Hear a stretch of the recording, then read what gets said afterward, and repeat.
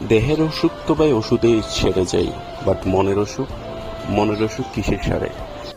$1,000,000 এই প্রশ্নের উত্তর জানতে হলে আপনার চলে যেতে হবে পাহাড়ের কোনো এক নির্জন জায়গায়, যেখানে গেলেই আপনি পাবেন আপনার সব প্রশ্নের উত্তর।